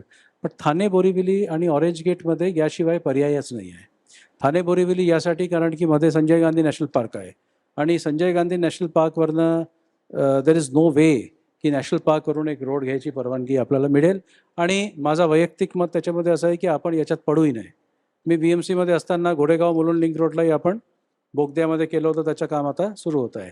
तो similarly Thane Borivali is also an underground thing. Orange गेटचं जे काम आहे, as you get down from the freeway, तर ती डोंगरीचा जे भाग आहे त्या ठिकाणी एकदम ट्रॅफिक जॅम होऊन जातो and the whole connectivity business is not getting solved. त्यामुळे ते ऑरेंज गेटचं काम जे आहे ते आता it will start in the new year आणि ते 5 वर्षात पूर्ण होणार. नवरोत्तम भोसले, अनिकेत साठे या दोघांचा प्रश्न असा आहे की आपण मगाशी भारताच्या GDP मध्ये BKCचा जे महत्त्वाचा वाटा राहिला त्याविषयी आपण बोललात. मुंबई ही नेहमीच भारताची आर्थिक राजधानी राहिली, अर्थकारणाचं एक महत्त्वाचं केंद्र राहिलं. तुम्ही मुंबई महानगर क्षेत्राकडे म्हणजे मुंबईच्या पलीकडे जे नव्याने हा सगळा जो भाग आपण आपल्या विकासाच्या नजरेसमोर ठेवलाय, तर या पुढच्या अर्थकारणात देशाच्या अर्थकारणात या सगळ्या भागाचं महत्त्व किती राहील, कसं राहील आपल्याला वाटतं? सो पुढच्या काळात काय होणार ते तर मी I don't think anybody can talk about it. कल का पता नहीं होता, so we can talk about it. But Mumbai actually पूर्वी जे आहे Kolkata was the leading economic capital of the country. आणि then Kolkata in 1970 onwards, it is Mumbai which became the leading economic thing, and today Mumbai is the leading thing. आपण महाराष्ट्र आजही इन्व्हेस्टमेंटमध्ये number 1च असतो. So त्यामुळे याच्यामध्ये अजून हे व्हावा, तर त्यासाठी MMRDAने ऑलरेडी काम सुरू केलेलं आहे. Economic planning for the Mumbai metropolitan region 5 वर्षात किती असावा? You know, if India goes for a $5 trillion economy, then what should be the share of Maharashtra? Should we be 1 trillion or should we be more than 1 trillion? What should be the share of MMR? Should we, now we are 400 billion. Should we be 0.25 trillion or should we be 0.8 trillion or 1 trillion we should aim for? तर यासाठी आपण एक अभ्यास सुरू केलेला आहे नीती आयोगाबरोबर. आणि नीती आयोगचे CEO जे आहे ते येत असतात आणि आपण त्यांच्याबरोबर जे आहे ते काम करत आहोत. So as and when that thing will happen, so that will come out before the public. तुम्ही एकदम आर्थिक विकासाच्या याच्यात बिलियन मिलियन्सची सांगितली, पण आमचा प्रश्न बेसिक असतो, स्टेशनवर उतरल्यावर घरी कसं जायचं? त्यामुळे MMR आणि त्या रिजनमधल्या ज्या मेट्रो आहेत तिथे लास्ट माईल कनेक्टिव्हिटीसाठी काही आपलं प्लॅनिंग आहे का? गंधर्व पुरोहित यांनी हा प्रश्न विचारताय. आय एम व्हेरी हॅपी की गंधर्वजी आपण या प्रश्न मला विचारलं, कारण की मेट्रो आणि लास्ट माईल कनेक्टिव्हिटी याची एकदम जवळचा संबंध आहे. विदाऊट लास्ट माईल कनेक्टिव्हिटी काही अर्थच होणार नाही. लास्ट माईल कनेक्टिव्हिटी जी आहे त्यासाठी आपल्याकडे options means walkability number 1.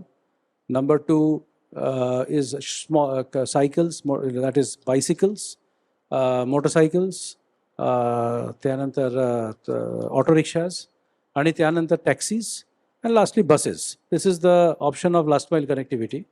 BST आणि MMRDA यांचे we have got a very good coordination. आणि आमचा जे कॉमन मोबिलिटी कार्ड आहे ते BSTच्या सिस्टममध्ये वर्क करत असतो.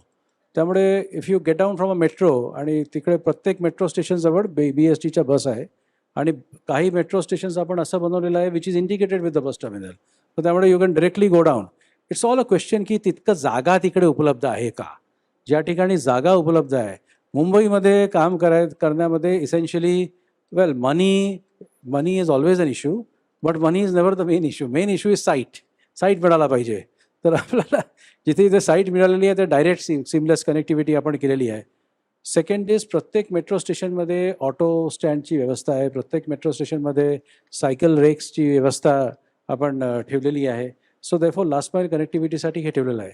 The average distance between 2 metro stations is something like 800 meters. मला वाटते पर्सनली की this is a very small distance, because याच्यामुळे ट्रेनची स्पीड जी आहे ती स्पीड कमी असते. इट शुड बी 2 kilometers, आणि आपण वॉक करायला पाहिजे. Walkability, our walking ratio of people in Mumbai is very less. We are walking only 3,300 to 3,300 steps a day. आणि आपल्याला 10,000 steps किमान वॉक करायला पाहिजे. If we have a longer gap between metro stations, आणि आपली weather इतकी चांगली आहे ना, गरमीचं वेदर जे आहे ना, इट्स अ गुड वेदर. आपण जर ते वॉक करायचं हे सिस्टम असलं, कारण की इथे एक्सरसाइज करायचा वेळ नाही, this is only thing that we can do, तेव्हा ते होतील. तर within the limited space constant जे अवेलेबल आहे त्या ठिकाणी हे फॅसिलिटीज जे आहे ते फॅसिलिटीज ठेवलेल्या आहे. अगदी एक स्थानिक प्रश्न आहे. आपण BKCचं म्हणताय, पण BKCत हल्ली खूपच ट्रॅफिक वाढलंय.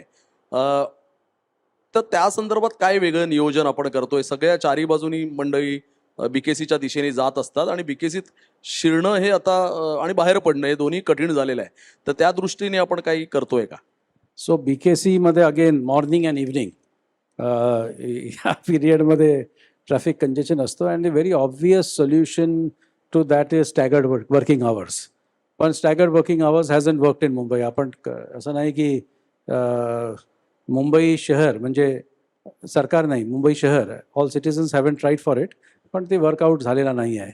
त्यामुळे आता आपण एक एजन्सी कन्सल्टंट अपॉइंट करतो आहे की to facilitate what are the new steps to be taken so that entry, ingress and egress from BKC is made simpler. अशा प्रकारचं आपण एक सुरू करतोय. A couple of bridges will have to be made. आज जे आपल्याकडे एंट्री आहे ते क्लॉग्ड होऊन जातात. आता मोठे मोठे डेव्हलपमेंट झालेले आहेत, त्यामुळे ते एंट्री गेट्स क्लॉग होतात. आता एक मोठा मॉल आला समजा, एक कन्व्हेन्शन सेंटर आला, तिथे इतके गाड्या येतात, so obviously clogging will happen. So त्या ठिकाणी आपल्याला काही इनग्रेस आणि एग्रेससाठी आपल्याला एक काही ब्रिजेस वगैरे करावे लागेल. तर that is the thing and we are in the process of preparing that plan.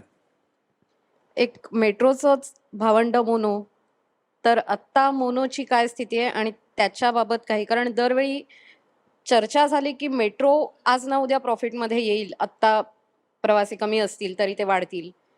मोनोची नेमकी स्थिती काय आहे? So Mono is in loss, and it will make a substantial loss in this financial year. I am telling it because it is on record, and the balance sheet of the Mono comes out every year, so it is in loss. But Mono essentially currently,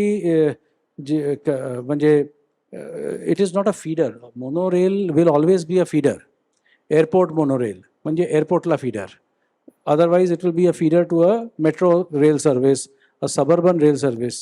तर आता मोनोला आपण बरेचशे ठिकाणी सबर्बनसाठी बरोबर connect केलेले आहे. काही ठिकाणी आपण मोनोला मेट्रो रेलसाठी कनेक्ट करतो आहे. तर अशा प्रकारचे we are trying to do this. जेव्हा मेट्रो लाईन्स आपले especially line 2B, line 4, line 6 हे सगळं मुंबईच्या आतमधले जे लाईन्स आहेत हे लाईन्स कंप्लीट होतील, त्यावेळेस monorail will automatically serve as a feeder service, and that time monorail will do better. But essentially public transport मध्ये we have to understand की world मध्ये कुठेही public transport systems profitable नसतात, and if they take out their operational cost, then generally the governments are happy with that particular thing, and I do not think that the mono should be an exception. तुम्हीच आत्ता मांडलेला मुद्दा म्हणजे थोडाफार तो मेट्रोच्याही बाबतीत लागू होतो की पब्लिक ट्रान्सपोर्ट सिस्टीम्स ह्या जर प्रॉफिट मेकिंग नाहीत असं आपण म्हणतो, तर मग या सस्टेन लॉंग टर्म होण्यासाठी त्याच्यासाठी काय नियोजन आहे आपलं? कारण अशा अनेक सिस्टीम्स आहेत की ज्या सुरू चांगल्या होतात, झाल्या आणि नंतर पुन्हा तोट्यात आल्यामुळे चर्चा बदलली. Yeah, for instance, I mean, we have the line 1 ourselves. आपलाच line 1 आहे जे आपण पब्लिक प्रायव्हेट पार्टनरशिपमध्ये केलं होतं आणि एक बिडरनी त्याला घेतलं. So he thought it will make a profit, त्यामुळे त्यांनी घेतलं. पण रियालिटी इज की आज पब्लिक ट्रान्सपोर्ट कुठेही सक्सेसफुल जे आहे ते होत नाही. परंतु आता इतकं वर्षाची जे सिस्टम चालू आहे त्याच्यामध्ये जे income sources from public transport त्याला आपण 2 कॅटेगरीमध्ये वर्ग करतो. एक आहे fare box revenue. Fare box revenue is like your box office collection. Ticket किती विक्री झालं त्याच्यातनं जे कलेक्शन आहे that is the fare box revenue. Second is the non fare box revenue. तर non fare box revenue essentially comes from retail, it comes from marketing, that is advertisements and all that, and it comes from real estate, land monetisation. अशा प्रकारचे 3 गोष्टी आहे. मुंबईमध्ये land मॉनिटायझेशनसाठी लँडच नाही आहे. जे land आहे तिथे आपल्याला सर्व्हिसेस द्यावे लागते, पण लँड मॉनिटायझेशनचं ऑप्शन जे आहे ते लिमिटेड आहे. परंतु the advertisement and all that option is there. त्यामुळे आपण जे लाईन्स चालू आहे त्यामध्ये आपण काही मॉनिटाईज केलेलं आहे आणि some revenue comes out of that. तर that helps in bridging the gap. Sunita Mahamulkar आणि सारिका जोशी या दोघींचा असा एक प्रश्न आहे की राज्य सरकारने जे एकूण नवीन जो UDCPR आणलाय त्यात तुम्ही मगाशी म्हणालात त्याप्रमाणे चटई क्षेत्राला म्हणजे FSIला काही बंधनं नाही, आता मुक्त हस्ते उधळणच ती झालेली आहे. तर या निमित्ताने जे काही मोठ्या प्रमाणावर नागरीकरण होणार आहे आणि एवढी लोकसंख्या वाढणार आहे, MMRDAला भविष्यात म्हणजे आता 60,000 कोटीचं कर्ज घ्यावं लागतंय. ह्या सगळ्या नवीन UDCPRच्या धोरणांमुळे आणखी किती प्रकल्प आणि काय हे कसं हे काय नेव्हर एंडिंग स्टोरी आहे का सगळी? मला वाटत नाही UDCPR मुळे नागरीकरण वाढणार. नागरीकरण वाढतात because we have a growth rate. गेल्या दशकामध्ये आपला growth rate was 2.1 to 2.2%. Plus मुंबईमध्ये एक मायग्रेशनचा ग्रोथ रेट असतो. So the growth rate was higher than the national average. त्यामुळे लोक आल्यानंतर well, I don't know whether I should say this, but slums are not an eyesore. A person comes from X village आणि त्या X विलेजवरनं तो मुंबईमध्ये काम करतो आणि he stays in a slum. Obviously त्याला असं वाटते की my life here is better, त्यामुळेच तो येऊन या ठिकाणी राहतो आणि सो ही स्टेज हिअर. आणि नंतर as he works in Mumbai त्याची आर्थिक परिस्थिती इम्प्रूव्ह होते and then he buys a house. So affordable housing is a huge issue before us. आणि हाऊसिंगला अफोर्डेबल कसं करावा त्यासाठी देर आर व्हेरियस पॉलिसीज. या पॉलिसीमध्ये price is a function of supply and demand. आणि लँड जी आहे, लँडचा supply curve is vertical. So land supply is restricted. Now by increasing the FSI, this supply curve of land which is vertical like this, I have made it like this. So you are increasing the supply, you are reducing the price. That is the concept. शहरीकरण आता आपला growth rate is 1.8 or 1.9%. We have already come down in this area in the national growth rate below 2%. आणि काही मायग्रेशनचा pressure आपल्याकडे असणार. So the overall growth rate will come down. So the अर्बनायझेशनचा जे एक विषय आहे, तो अर्बनायझेशनचा विषय will be a function of demand and supply. And FSI जे पहिले एक रेस्ट्रिक्टिव्ह एंटिटी होता, UDCRमध्ये त्याला रॅशनलाइज केलेले आहे आणि it is very easy to interpret and that has become a non issue. So it is an enabling factor. That is how I would like to look at it. आणि as urban development agencies आपल्याला त्यासाठी infrastructure जे आहे ते आपल्याला द्यायचं आहे.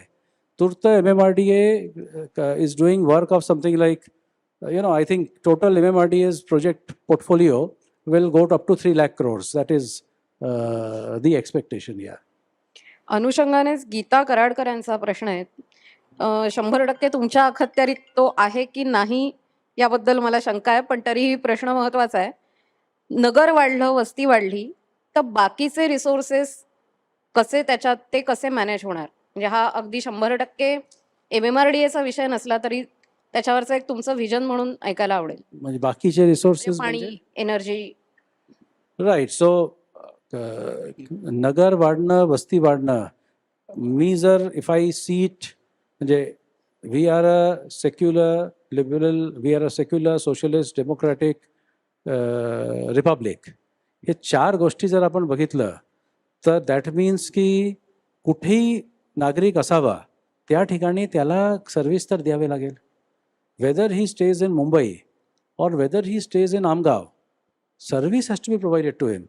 So our previous president Abdul Kalam Sahab had coined this term, provision of urban facilities in rural areas. Somebody or the other has to give services.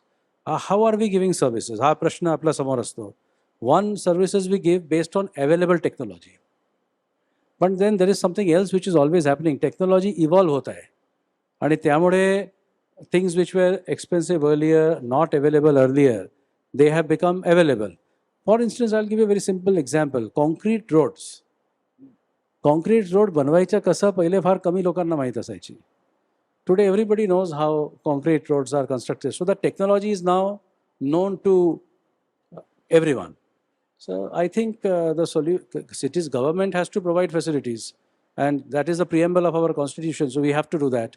And well, technology and innovative ideas will have to solve it.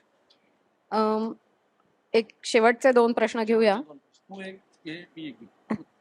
अनुषंगाने एक आत्ता तुम्ही सांगितलं की हे त्या ठिकाणच्या महानगरपालिका किंवा स्थानिक प्रशासनाचंही काही अंशी काम आहे. याच मंचावरही यापूर्वी या सगळ्या विषयावर चर्चा झाली होती. अनेक प्राधिकरणं असली की गोंधळ वाढतो असं वाटतं का? या अनुषंगाने म्हणजे मी तिला जोड प्रश्न विचारतो. याच व्यासपीठावर मध्यंतरी मुंबई महापालिकेचे आयुक्त इक्बाल सिंग चहल आले होते आणि त्यांनी खूप ठामपणे सांगितलं की मुंबईत आता एकच प्राधिकरण असायला हवं आणि ते मुंबई महापालिका. अर्थातच ते त्या महापालिकेचे आयुक्त असल्यामुळे म्हणत असावेत, पण ते असं ठामपणे म्हणत होते. ही खूप मुंबईचे खूप वेगवेगळे पालक झालेले आहेत, त्यामुळे थोडासा गोंधळाची परिस्थिती होते. आपल्या भाषणाच्या सुरुवातीलाही आपण तो थोडासा धागा पकडला. नेमकं याविषयी आपलं मत जाणून घ्यायला आवडेल. So that is as they say, na, म्हणजे I'll talk a bit in English because it's a bit of theoretical type of thing. So you know what? Ki the truth always has many faces. It doesn't have only one face. On one hand, you have this thing that there should be one agency and that agency should have all the authority. So honestly speaking, there is only one agency, the government of India. And then the state governments are practically, working below them. And then the local governments work below them. So we all are a part of a common nation. आता त्यामध्ये वेगवेगळे departments आहेत. So that is a part of specialization. So between specialization and generalization, you have to choose a golden mean. Now, महापालिकेचा जे expertise आहे ते महापालिका करत आहे. मला वाटते जेव्हा ते प्राधिकरणाचे विषय म्हणतात that is regarding the planning authorities. So MMRD is a planning authority in BKC and in Oshiwara, Powai, etc. And MHADA is planning authority त्यांच्या एरियामध्ये. स्लम एरियाजमध्ये SRA प्लॅनिंग अथॉरिटी आहे. परंतु ओव्हरऑल प्लॅनिंग अथॉरिटी या एरियामध्ये BMC आहे. परंतु BMC has to make its plan as per the regional plan जे MMRDA बनवतात. So I think that was what he was speaking about. आणि that is a part of government policy and it's a political decision. सरकारला जर वाटलं की एक authority असावा then they can do one authority. त्यांना जर वाटलं वेगवेगळे अथॉरिटी असावं they can do different authorities. And I think it is something between the advantages of specialization vis-a-vis the advantages of generalization. And I think the correct answer will lie somewhere in the middle. आपण शेवटचा प्रश्न घेऊया. संकेत सातोपेने एक प्रश्न तुम्हाला विचारलाय. आपण मुंबई महापालिकाचा कारभार पाहिला, आपण सिडकोत काही वर्ष होता. मुंबई आता MMRDAचे तुम्ही आयुक्त आहात. तुम्हाला भविष्य काळात स्वतःला इन्फ्रामॅन म्हणून घ्यायला आवडेल का? I am a public servant and I am extremely fortunate की मला गेल्या म्हणजे on the 7th year of my service मला नागपूरमध्ये महाराष्ट्र एअरपोर्ट डेव्हलपमेंट कंपनीमध्ये नागपूर एअरपोर्टच्या डिझायनिंगचा मला वेळ मिळाला. नंतर मी नागपूर इम्प्रूव्हमेंट ट्रस्टचा चेअरमॅन झालो आणि देन मुंबईमध्ये आल्यानंतर I got the opportunity to work in these 3 sectors. And as I worked in these sectors तर मला असं दिसलं की याच्यामध्ये मला फार इंटरेस्ट पण आहे. and I was very fortunate. I could work as municipal commissioner, I could work as collector. तर मला हे opportunity मिळाली. I am grateful to the Almighty that I have got this opportunity and I think our duty and service is to the Constitution. तर त्याप्रमाणे आपण ज्या हे मिळाला ते काम करायचं, इन्फ्रास्ट्रक्चरमध्ये काम करायची वेळ मिळाली, opportunity मिळाला, त्याच्या we should take those decisions. धन्यवाद. काही जणांचा नामोल्लेख राहिला असेल, प्रश्न घेता आले नसतील, काही खूप वैयक्तिक स्वरूपाचे होते ते मुद्दाम टाळलेले आहेत. त्यासाठी दिलगिरी व्यक्त करते आणि पुढची सूत्र कुणालकडे सोपवते. एकदा जोरदार टाळ्या खरं तर आपल्या सगळ्यांकडून अपेक्षित आहे. कार्यक्रमाच्या सुरुवातीला निवेदन करताना असं म्हटलं होतं की महानगरांचा कायापालट कसा होणार या प्रश्नांची उकल आज लोकसत्ता शहरबांधमधून आपल्याला होणार आहे आणि ती बऱ्यापैकी आपल्याला झाली असेल. अधिक जी आपल्याला माहिती आहे त्याच्यासाठी लोकसत्ता आपण वाचतोच आहोत. आणि सुरुवातीला गिरीश सरांनी ओळख करून देताना म्हटलं होतं की ते उत्तम किशोरदांची गाणी वगैरे सुद्धा त्यांना अगदी म्हणजे मुखोद्गत आहेत, ते उत्तम ते गातात सुद्धा. मी त्यांना गायला नाही सांगणार आहे इथे अजिबात. पण एक किशोरदांचं प्रसिद्ध गाणं आहे की ई हे बंबई नगरिया तू देख बबुआ, सोने चांदी की डगरिया तू देख बबुआ, जादू टोने की बजरिया में माया नगरी में झटपट बदले मुकद्दर का खेल बबुआ, असं ते म्हणतात. हे शेवटचं जे वाक्य आहे फार महत्वाचं आहे. हे धोरणकर्त्यांच्या हातामध्ये सर्वसामान्यांचं मुकद्दर का खेल आहे, तर त्या सुखसोयी ज्या आहेत त्या आम्हाला मिळत राहतील अशी अपेक्षा करायला काही हरकत नाही. पुन्हा एकदा जोरदार टाळ्या त्यांच्यासाठी झाल्या पाहिजे. आणि समारोपाकडे आता वळताना मी पुन्हा एकदा माननीय संपादक गिरीश कुबेर सरांना विनंती करतो त्यांनी कृपया व्यासपीठावरती यावं आणि गिरीश सरांच्या हस्ते आपण आधी लोकसत्ताच्या वतीने आयुक्त साहेबांचे आभार मानूया. प्रश्न न विचारणं मला बरं वाटत नाही. म्हणजे तुम्ही आता प्राधिकरणामध्ये आहात, अनेक लोकांना हा प्रश्न मी विचारलेला आवडेल. लोकप्रतिनिधी नावाचा प्रकार तुम्हाला सहन करावा लागत नाही तर बरं वाटतं का? लोकप्रतिनिधी हा नावाचा प्रकार तुम्हाला सहन करावा लागत नाही, बीएमसी मध्ये कसा असतो किंवा ठाणेमध्ये कसा असतो वगैरे वगैरे, तर इथे सहन करावा लागत नाही तर बरं वाटतं का? प्रश्नाचं उत्तर नाही दिलं तरी चालेल. म्हणजे